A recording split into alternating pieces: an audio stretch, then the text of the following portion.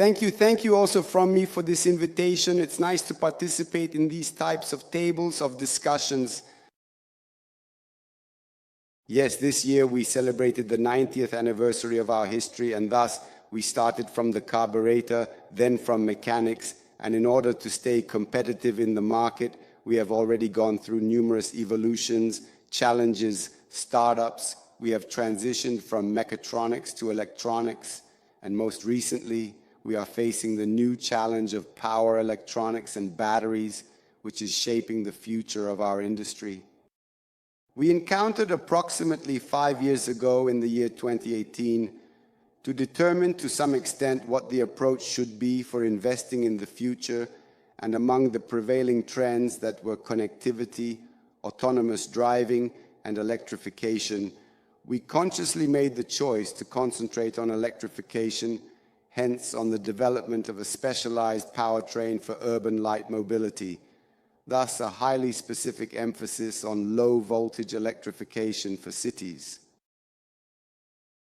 Why? Why there have been some drivers that are still current, and so I wanted to maybe share them a bit.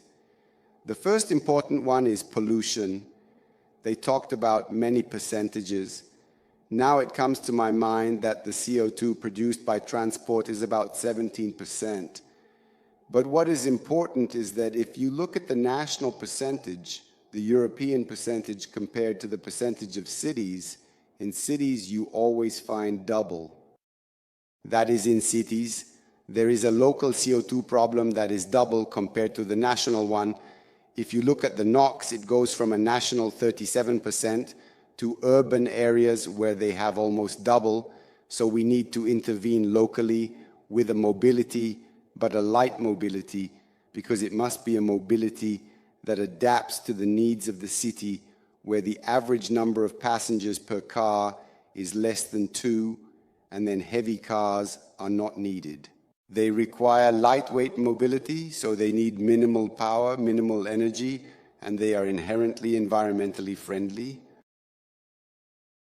Light mobility, initially and to some extent still today, overcame several barriers to entry that passenger cars encountered, such as limited range, lengthy charging times, the necessity for high-power charging stations, the need for home charging facilities, while light mobility frequently circumvents the issue of requiring a garage for recharging, thus effectively resolving this problem.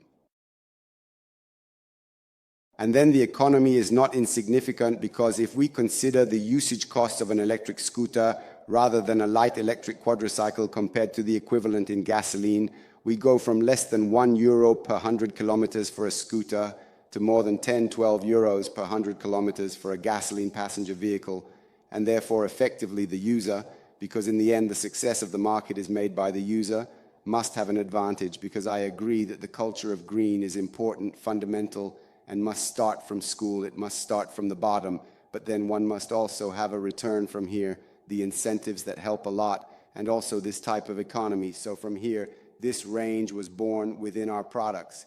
Therefore, a range of electric powertrains that include the inverter part, the battery part, and the motor part. However, it is crucial to acknowledge that the economy is just one aspect of the equation, as the environmental impact of electric vehicles compared to gasoline vehicles is also a significant factor to consider. By transitioning to electric powertrains, we can contribute to reducing carbon emissions and promoting a more sustainable future. We have developed 5 types of inverters, 3 types of batteries, and 3 types of motors. I don't want to advertise the company, but the goal is to create a modular, scalable, and flexible product in order to be able to meet the customer's needs in a flexible way, commercial needs, therefore price and performance needs.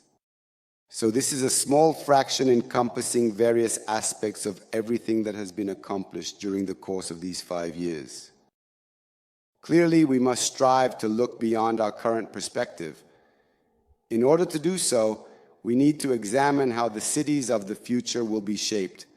This will allow us to determine the enabling technologies that are necessary to initiate progress and seamlessly integrate this development into the requirements of the smart cities of tomorrow.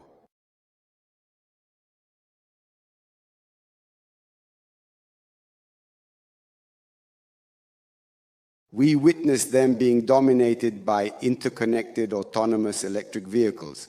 So vehicle-to-vehicle and vehicle-to-grid interconnection is absolutely essential. Interconnection is also of utmost importance in order to enable autonomous driving, which is of great significance because fundamentally in large cities we will experience an increase in extra-urban mobility, which will indeed then be open to discussion. However, with the use of e-fuels, battery electric vehicles, BEVs, hydrogen and other technologies, individuals will be required to park in large automated parking lots and utilize much smaller modes of transportation. This is precisely what connected and autonomous electric mobility entails, and in this manner, it allows for the achievement of the fundamental objectives, such as the enhancement of safety, which is crucial in cities. Therefore, interconnection plays a pivotal role in the advancement of autonomous driving.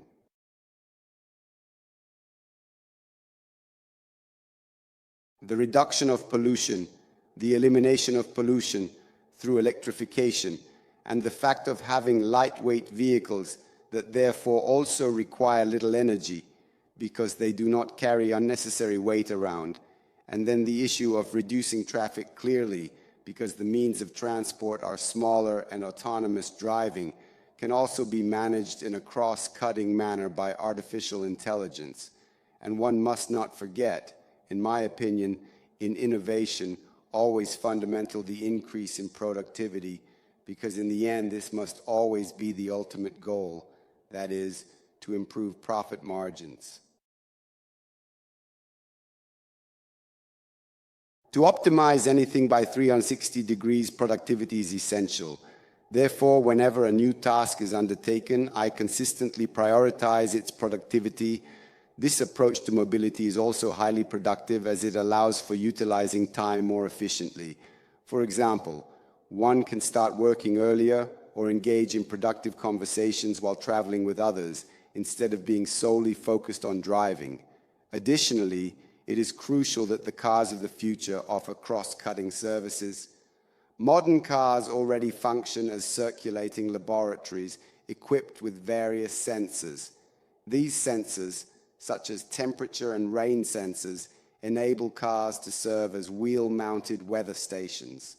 Thus, they provide valuable data for weather monitoring.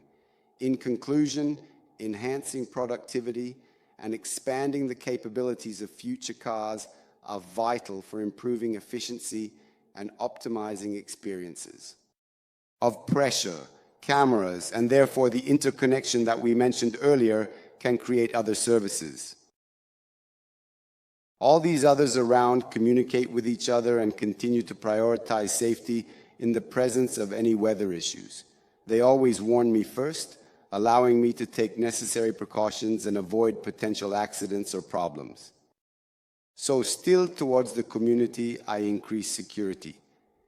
But there are many other things. There are inertial platforms, so I can go around with the car and map the state of the roads, the state of the bridges, and therefore enable with vibrational models, for example, predictive maintenance of the roads.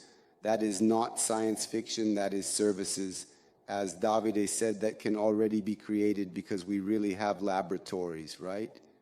Even navigators, for instance, that is, an interconnected navigator enables you to predefine the route you need to take in advance for better navigation and planning.